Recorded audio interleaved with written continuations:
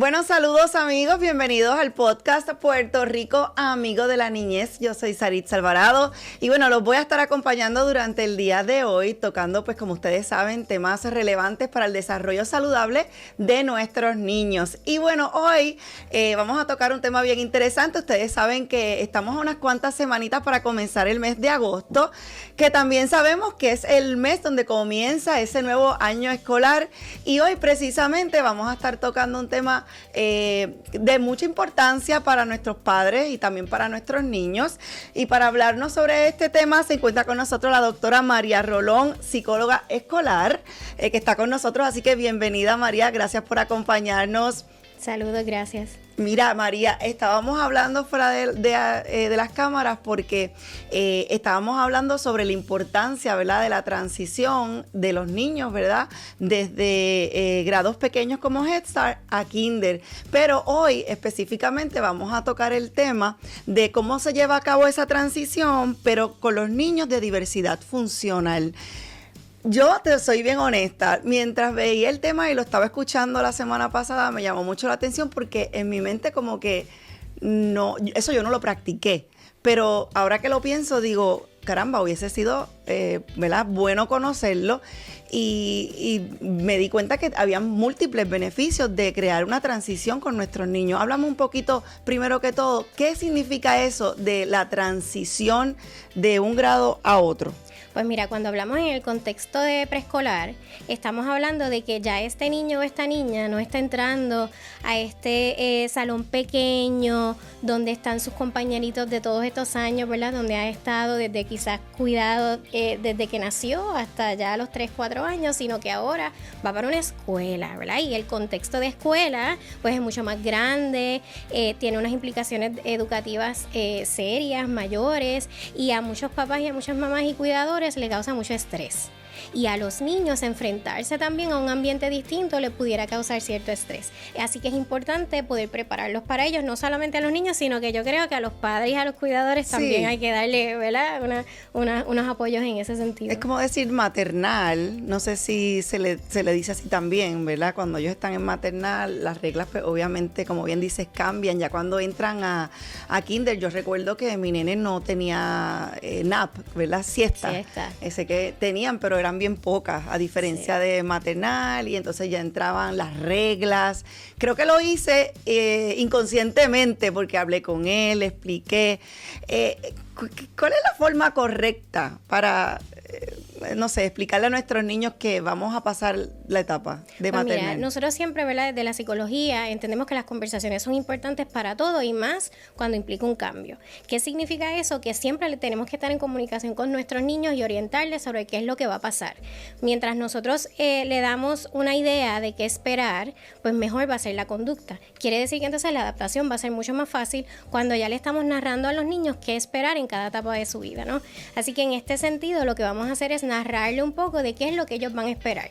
Quizás lo podemos comparar con un trabajo nuevo o un viaje que nos pasamos preguntándole, ¿verdad?, a nuestros compañeros de trabajo o a nuestros amigos, a nuestros vecinos, mire, ¿y cómo es Madrid? ¿Y cómo es Barcelona? ¿Y cómo es República Dominicana? ¿Verdad? Y eso nos da a nosotros una idea y una seguridad de que, ya yo sé qué es lo que yo voy a hacer. Pues lo mismo pasa en las transiciones de la escuela. Nosotros como padres, madres y cuidadores también vamos a estar más tranquilos si sabemos qué es lo que va a ocurrir en ese contexto, a qué hora van a comer, a qué hora van a dormir, si van a tener esa hora de descanso, a qué hora lo voy a recoger, cuáles son las expectativas en términos de materiales, de preparación académica. Y es bien importante para nosotros tener esa orientación, pero más que nada es bien importante poder hablarle a nuestros niños sobre qué esperar, quizás no solamente el primer día, sino esa primera semana en la escuela. Y ser honestos con ellos, me imagino, que a qué hora me vas a... Pues mira, mi amor, vas a estar un tiempo en la escuela y va a tomar tiempo, no es que te voy a buscar rapidito, porque el mío me decía, mamá, pero me vienes a recoger bien rápido, ¿verdad? Y yo, bueno, hay que cumplir con ciertas horas para que él lo pueda entender, y me imagino que también existen formas de cómo comunicarse con los niños, no ser tan rígidos y tan serios, sino decírselo como de alguna forma alegre para que ellos entiendan que pues van a aprender, pero que también la van a pasar bien, que van a ver más amiguitos.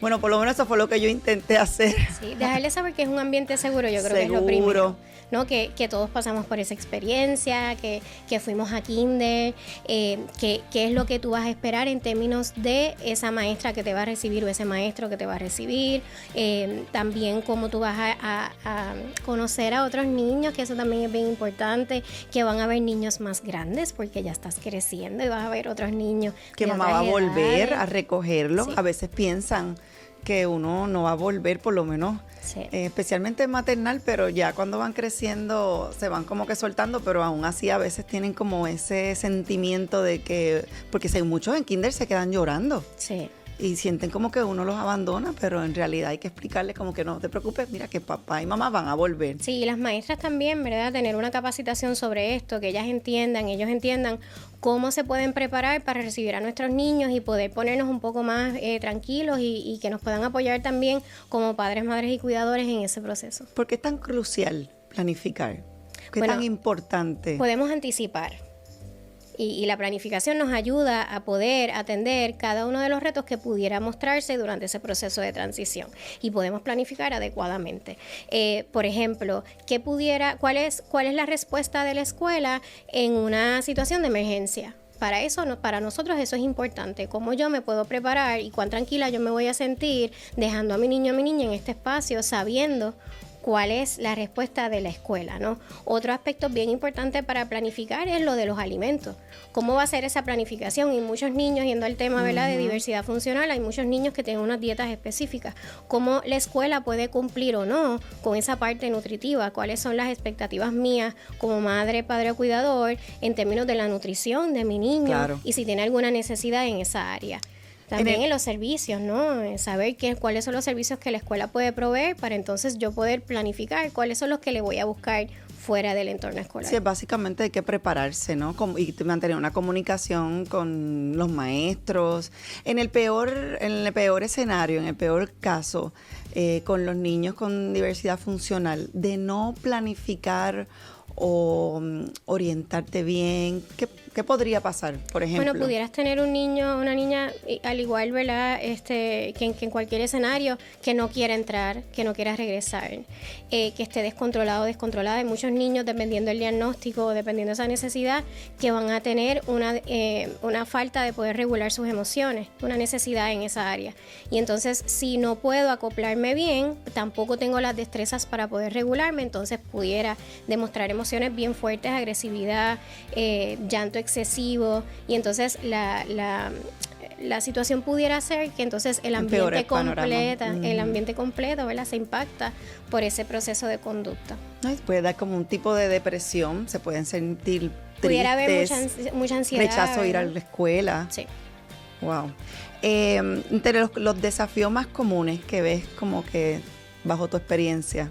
El llanto es bastante común y es bastante común con todos los niños, ¿no? Porque es un espacio nuevo.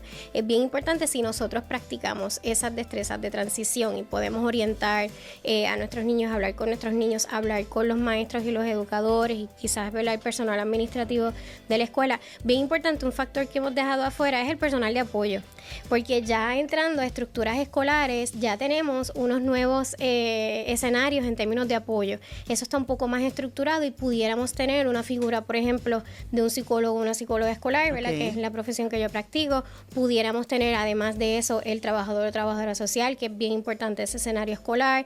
Pudiéramos tener orientadores y otras personas que proveen apoyo.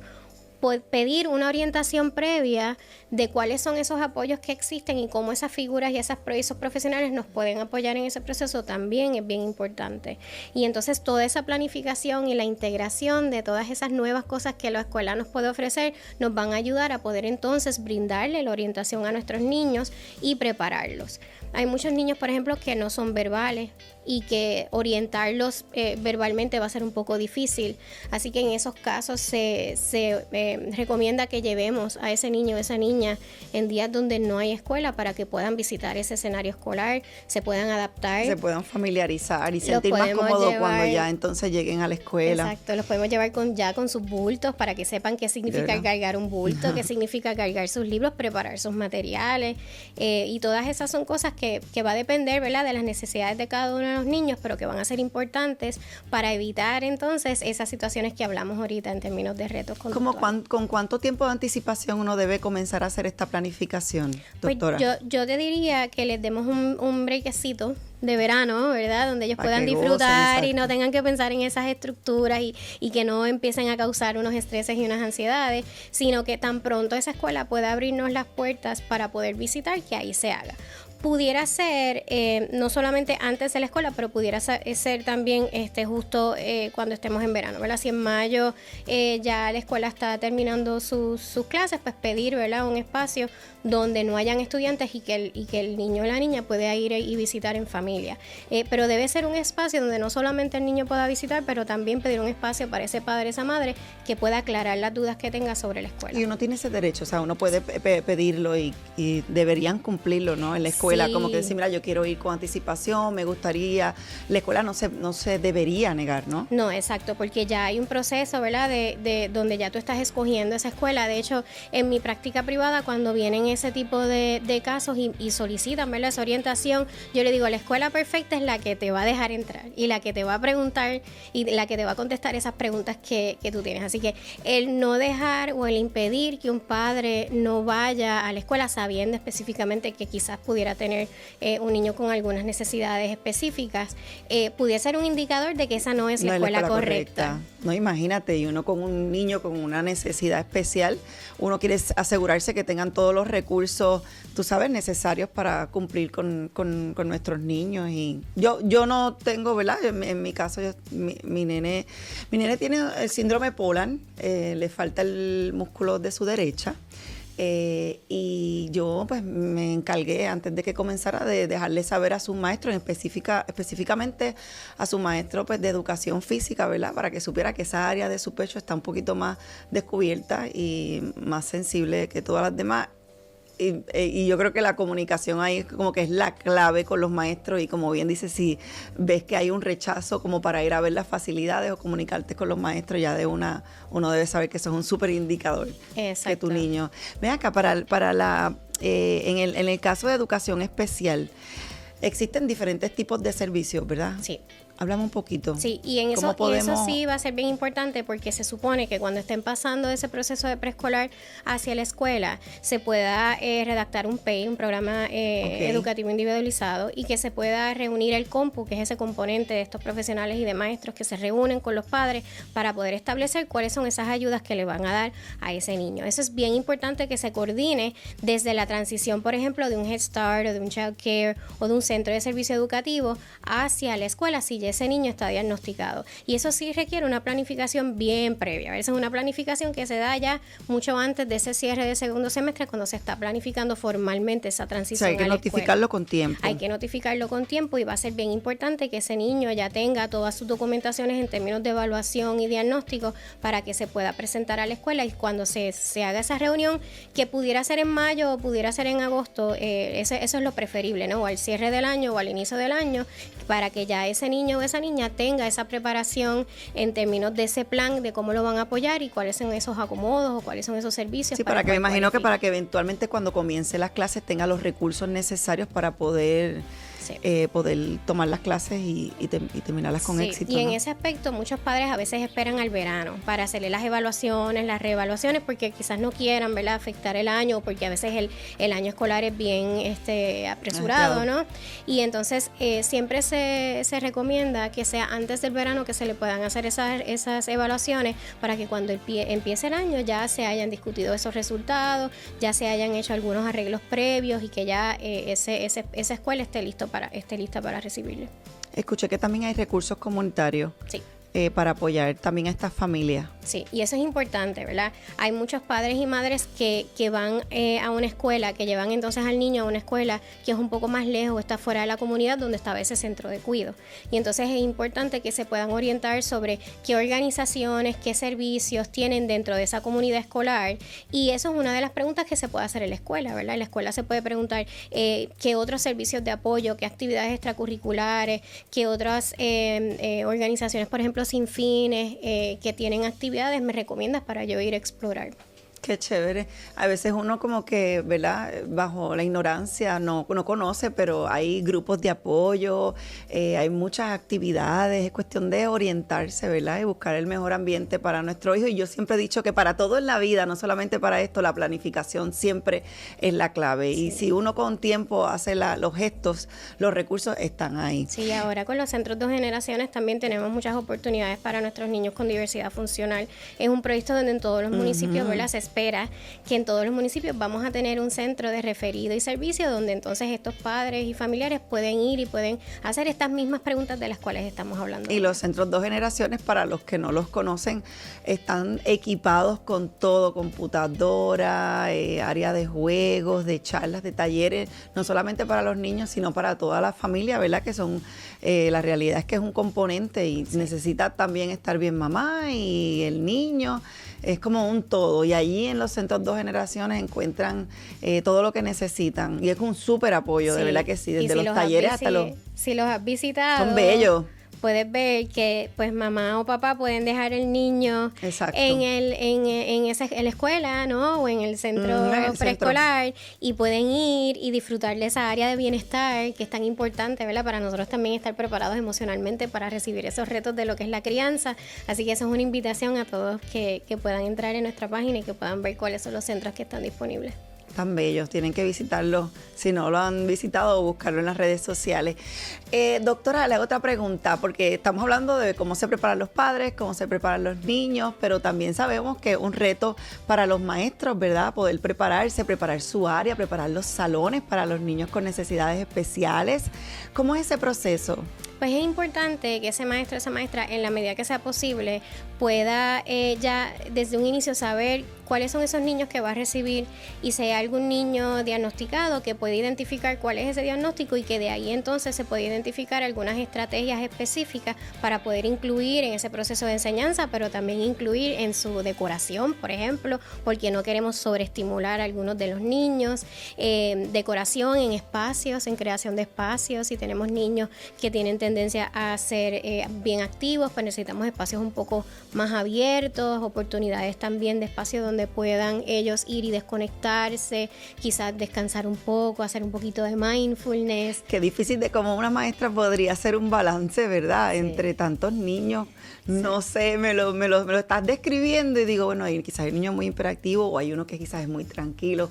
Como maestra, ¿verdad? ¿Cómo se trabaja ese ambiente? Pues mira, hay algo que se llama el diseño universal. Okay. Y el diseño universal es lo que promueve es que nosotros creemos espacios que son inclusivos. Así que desde el inicio lo que invita es que ese espacio sea que cualquier persona, cualquier niño, cualquier padre inclusive que visite esa escuela o ese espacio se sienta incluido y se sienta cómodo ahí. Entonces, cuando nosotros vamos a ese proceso de diseñar, pues tenemos que diseñar espacios que un niño se pueda sentar, o que un niño en silla de rueda pueda utilizarlo también. Exacto. Un niño con alguna dificultad sensorial puede utilizar. Así que esa idea de lo que es el diseño universal, y a mí me gusta, ¿verdad? Pensar hacia el futuro, y me encanta pensar en que en algún momento nosotros vamos a llegar a un punto en que todos vamos a pensar que la inclusión es la norma, y que todos nuestros espacios sean inclusivos, y que uno pueda... Sería lo ideal. Sí, y que uno pueda entrar y que cualquier persona pueda acceder a ese ambiente. Así que esa es la meta primordial, que todo el mundo se prepare desde un diseño universal. ¿Esas son las adaptaciones específicas? Adaptaciones específicas son las que van a requerir algunas necesidades bien particulares. Ok, como por ejemplo. Por ejemplo, el autismo, ¿verdad? Un niño con autismo, especialmente en esos años bien tempranos, a los 4 o 5 años que ya están en esa preparación hacia la escuela, pudieran tener una necesidad sensorial específica, que significa que a lo mejor va a tener que dejar esos espacios por algún tiempo, y esa planificación es importante. Esas recomendaciones van a venir directamente de esas evaluaciones de los especialistas, quienes han diagnosticado o quienes han reevaluado para verificar, ¿verdad?, el estatus de esos síntomas. Y eso va a ser bien importante, que con estos diagnósticos que son un poco más críticos, y uso el autismo porque dentro de la es bien variado, ¿verdad? Y puede haber mucha funcionalidad, pero puede haber mucha dificultad. Imagino que hay diferentes niveles de autismo también. Exacto. Y entonces una buena evaluación diagnóstica de autismo le va a dar esas herramientas a ese educador de cómo mejor puede entonces preparar su espacio. Más que el espacio son las rutinas. Cómo yo puedo entonces ajustar mis rutinas para que este niño pueda tener esos momentos de calma, pueda transicionar. Se les hace bien difícil, ¿verdad? La transición de espacio. Cómo yo puedo entonces apoyarlo a él en ese proceso.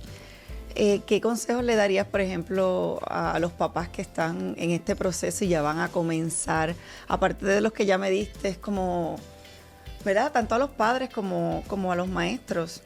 Pues yo creo, ¿verdad?, en lo que es ese ir pensando en qué cosas yo puedo hacer para que mi ambiente sea inclusivo.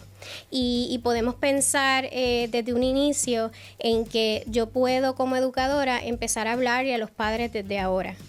Y como educadora, ¿verdad?, o personal de apoyo, puedo enviar quizás comunicaciones desde ya con esos padres que están en esa lista de matrícula, que van a empezar con sus niños en la escuela este año, para darle también cuáles son los consejos, ¿verdad?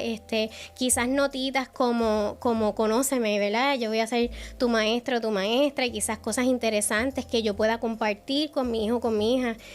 Yo acabo de dejar a mi hijo en un campamento de verano y como 3 semanas antes nos llegó, como parte de la preparación, esta carta introductoria de esa maestra, y él quedó fascinado.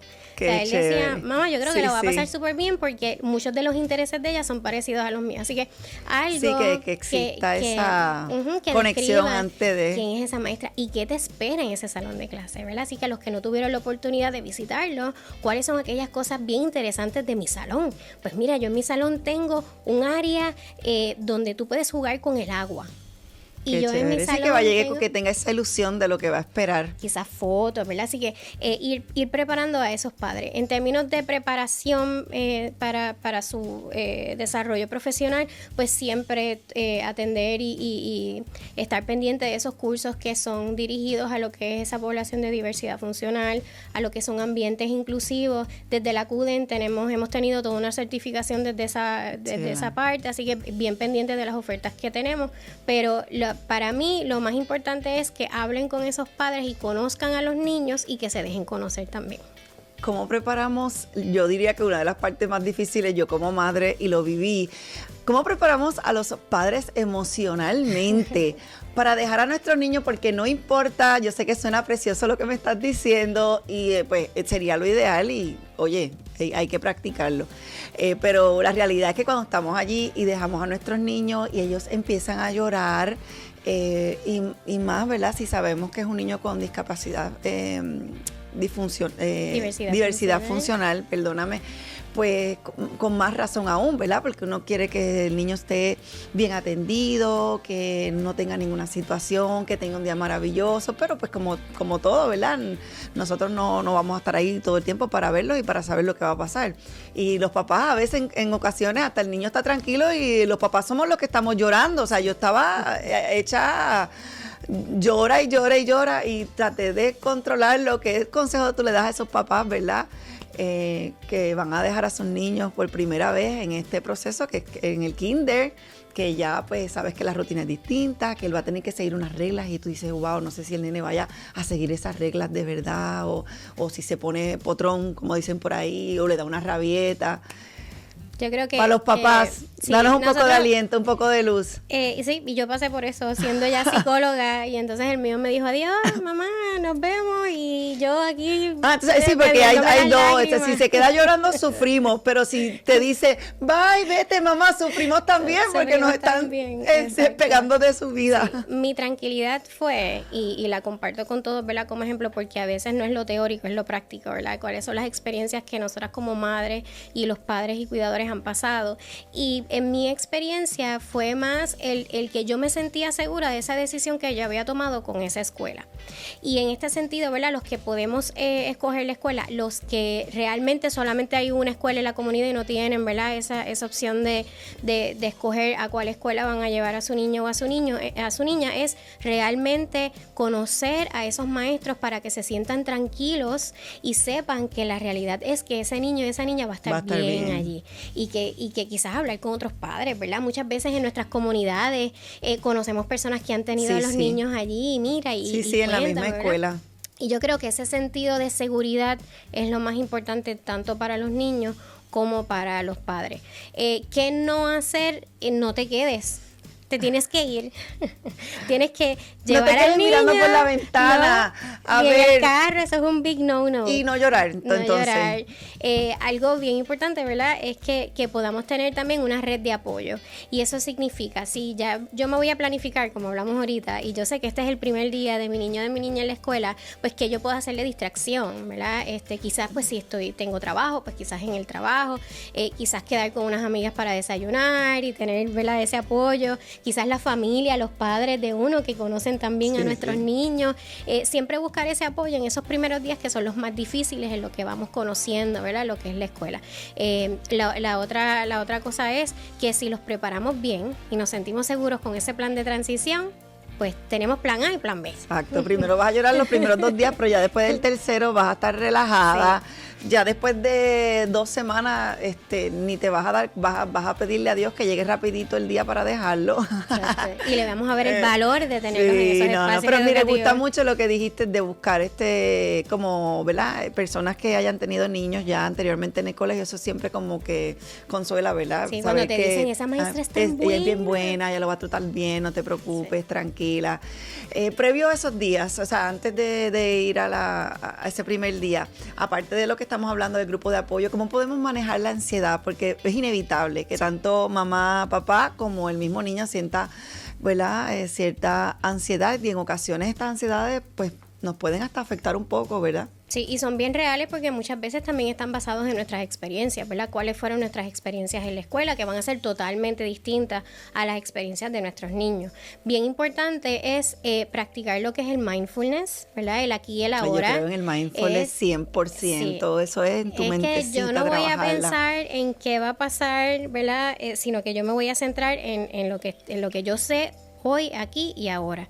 Las respiraciones profundas, cuando nos vamos hacia un poquito, ¿verdad?, pensamientos de ansiedad, empieza ese corazón a latir bien rápido, las respiraciones más cortas, cualquier ejercicio de respiración o cualquier ejercicio físico como lo es el yoga o el caminar, que sea también de tiempo de esparcimiento, que nos pueda regular un poco ¿verdad?, esas emociones.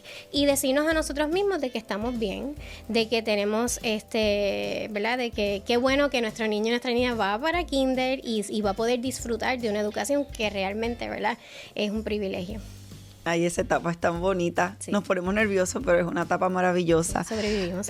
Doctora, vamos a cerrar, pero algún recurso, algo adicional antes de irnos que quieras decirle a estas mamás, a estos papás que están a punto de dejar ya en unas cuantas semanitas a sus niños por primera vez en kinder y que están nerviosos. Yo sé que dimos muchísimos consejos, pero es inevitable. Algo adicional para alentar sus corazones. Sí, pues nosotros tenemos en la CUDEN tenemos la página del PRAM, que es de Puerto Rico Amigos de la Niñez, y ahí tenemos las guías de transición, así que tienen mucho detalle de la información que nosotros acabamos de dialogar ahora. Tienen también literatura específica para niños con diversidad funcional, tema específico de lo que es la transición y también temas que tienen que ver con crianza y cómo manejarnos nosotros también en el autocuidado. Bello, pues muchas gracias, doctora, por acompañarnos. Gracias a ustedes. Y bueno, esperemos que verte de nuevo en otra ocasión con nosotros aquí. Gracias. Bueno, y ustedes ya lo saben, que disfruten ese proceso, que mira, lo más chévere es que es un proceso lindo, mágico, que no vuelve. O sea, este es el momento y hay que disfrutarlo de principio a fin. Y decirles adiós como nos dicen ellos. Exacto, bye. Bueno, chao, chao.